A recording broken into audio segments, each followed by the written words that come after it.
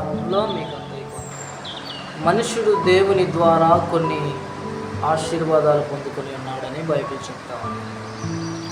ఈ ఆశీర్వాదాలు ఏమై ఉన్నాయి? ఈ ఆశీర్వాదాలు దేని కొరకు ఆయన నియమించి ఉన్నాడు అంటే, ఈరోజు దేవుని నమ్మిన మనము, దేవుని పిల్లలుగా పిలువబడుతున్నటువంటి మనము ఆయన చేతిలో ఫలించడి కొమ్ముగా ఉండాలని దేవుడు ఎంతగానో ఇష్టపడతా ఉన్నాడు. అందుకనే మొదట ఆదాము అవ్వలను కూడా అన్నాడు ఆయన, మీరు ఫలించి భూమిని నిండించండి అని ప్రభు చెప్పాడు. ఈరోజు దేవుని ఎరిగిన మన జీవితాల్లో కూడా ఫలములు కావాలని అడుగుతున్నాడు ఆయన. ఆలోచించారా? ఇదిగో త్రోవ మార్గంగా వెళ్తూ ఉన్నప్పుడు ఆయన ఒక అంజూరపు చెట్టును చూశాడు కదా. ఆ అంజూరపు చెట్టు దగ్గరికి వెళ్ళాడు. దేనికి వెళ్ళాడంటే ఆయనకు ఆకలేసింది.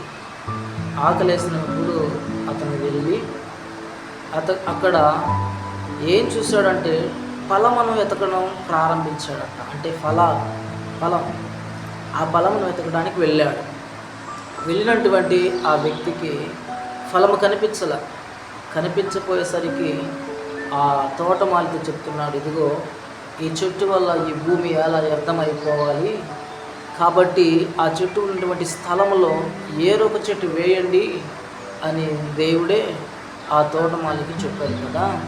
ఈరోజు దేవాతి దేవుడు మన జీవితాల్లో కూడా మనము ఫలించాలని దేవుడు ఎంతగానో ఇష్టపడతా ఉన్నాడు. ఎలా ఫలించాలి, ఆ ఫలములు ఏమై ఉన్నాయి అని అంటే, మనం ఏ విధంగా ఫలించగలమనంటే చూడండి, అక్కడ రాయబడిన మాట అనుకుంటే ఒక మాట దేవుని వాక్యం నుంచి కొన్ని మాటలు మనం జ్ఞాపకం చూసుకుందాం. యోహాను సువార్త 15వ అధ్యాయము 8వ వాక్యం ప్రకారంగా చూస్తే, మీరు బహుగా ఫలించటం వలన నా తండ్రి మహిమపరచబడును, ఇందువలనే మీరు నా శిష్యులవుతారు అని దేవుని వాక్యం సెలవిస్తుంది. అంటే మనం ఫలించాలి. మనం ఫలిస్తేనే కానీ మన దేవునికి మహిమ రాదు.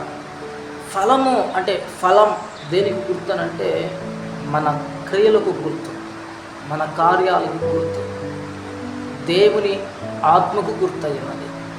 ఈరోజు మనం జ్ఞాపకం చూసుకుందాం. ఇంతకీ మనము ఎలా ఫలించాలి అని అంటే, మత్తయి సువార్త 5వ అధ్యాయం 16వ వచనం ప్రకారంగా, మనుష్యులు మీ సత్క్రియలను చూసి పరలోకమందున్న మీ తండ్రిని మహిమపరచినట్లు వారి ఎదుట మీ వెలుగును ప్రకాశింపనివ్వండి అన్నాడు. చూసాం కదా, వెలుగు అనగా ప్రార్థనా జీవితం. సో ప్రార్థనా జీవితంలో ఉన్న వారిని దేవుడు మంచిగా ఆశీర్వదిస్తాడు. ఈరోజు అంటున్నాడు ఇక్కడ, మనుష్యుల ఎదుట మీ సత్క్రియలను ఏం చేయాలంట?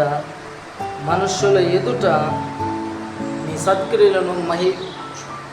సత్క్రియలను చూచి పరలోకమందున్న మీ తండ్రిని వారు మహిమపరుస్తారంట. ఈరోజు దేవుని వాక్యం చాలా స్పష్టంగా మనతో మాట్లాడుతున్న మాట. ఈరోజు మన ద్వారా దేవుని నామానికి మహిమ కలగాలి. మన ద్వారా దేవుని నామము మహిమపరచబడాలి. మన ద్వారా దేవుడు హెచ్చైనటువంటి మహారాజుగా ఉన్నాడని చెప్పి ఆయన సన్నిధిని గుర్తించినట్లుగా ప్రభు ఆత్మ మన మీద ఉన్నట్లుగా ప్రభుతో కలిసి మనం ఆరాధన చేయాలి. అందుకని దేవుడు అంటున్నాడు ఇక్కడ, మనుష్యులు మీ సత్క్రియలను చూస్తారు, మనుషులు మీ కార్యాలను చూస్తారు.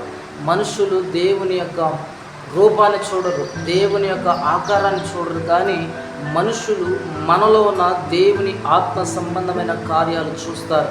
దేవుని పరిశుద్ధాత్మ సంకేతకమైనటువంటి క్రియలు చూస్తారు. ఈరోజు మనం మార్పు చెందాం, మారు మనసులోకి వచ్చాం.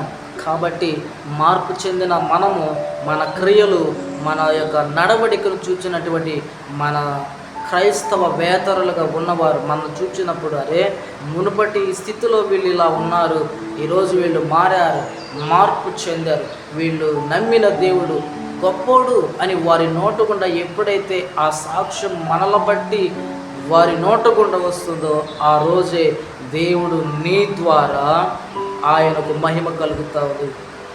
ఈరోజు ఆలోచించండి, ఎలా ఉందని నా పరిస్థితి, నా పరిస్థితులు ఎలా ఉన్నాయి? మార్పు చెందే విధంగా బ్రతుకుతున్నామా? ఇంకా పూర్వీకుల యొక్క ఆచారాల మధ్య, విడిచిపెట్టకూడనటువంటి సమస్యల మధ్య, ఇదిగో పితృపారంపర్య వంశముల ప్రకారంగా వస్తున్నటువంటి ఆచారాల మధ్య, ఇలాగే క్రీస్తుని ఎరిగి కూడా, క్రీస్తుని నమ్మి కూడా, క్రీస్తు విశ్వాసం నుంచి కూడా ఇలాగే బ్రతుకుతున్నామా? ఈరోజు నిన్ను నీవు పరిశీలన చేసుకో. నిజముగా నాలో దేవుని ఆత్మ పనిచేస్తున్నప్పుడు నేను ఎందుకు ఫలించలేకపోతున్నాను? ఆ ఫలములు ఫలిస్తే నాలో ఎందుకు మార్పు రాలేకుండానంటే, మొదట నీవు ఫలములకు తగినటువంటి అంజూరపు చెట్టు కాలేకపోతా ఉన్నావు. రోజు ఆలోచించండి దేవుని యొక్క సంగమా, దేవుని బిడ్డలారా. ఈ ఉదయకాల సమయం దేవునితో మాట్లాడుతూ మీరు ఫలించండి. మీరు ఫలిస్తే మీ పరలోకపు తండ్రి మిమ్మును బట్టి ఆ రాజ్యములో ఆనందిస్తున్నాడు. మన ఫలము మన క్రియలే మన ఫలమై ఉన్నాయి. కాబట్టి మన క్రియలను మనము జాగ్రత్తగా ఆలోచింపచేసి మన ప్రవర్తన, మన నడవడిక, మన పరిస్థితులు అన్నిటిని కూడా మన దేవునికి మహిమకరంగా ఉంచినట్లుగా మనము కొనసాగించాలి అన్నదే ఈ ఉదయకాలపు దేవుని యొక్క మాట. కాబట్టి నిన్ను చూచిన వారు ఏమనుకోవాలంటే, ఇదిగో ఫలాని వ్యక్తి, ఫలానా ఆమె, ఫలానా ఆయన ఈరోజు ఇలా బ్రతుకుతున్నాడు అంటే కారణం ఏంటో తెలుసా? వీళ్ళు నమ్మిన దేవుడు సజీవుడు, వీళ్ళు నమ్మిన దేవుడు జీవం కలిగిన వాడు, వీళ్ళు నమ్మిన దేవుడు ఎంతటి పాపనైనా కరుణించగలిగిన దేవుడని వారి నోటు గుండా ఈ సాక్ష్యాన్ని పలకగలిగితే, దేవుడు మిమ్మును బట్టి దేవుడు ఆ రాజ్యములో ఎంతగానో సంతోషిస్తూ ఉన్నాడు. కాబట్టి మన ప్రవక్త చాలామంది ఈరోజు క్రైస్తవులుగా పిలువబడుతున్నారు, కానీ వారు హంగు చంగులు తగ్గడంలా ఎన్నో రకాలుగా ఎన్నో విధాలుగా బ్రతుకుతున్నారు.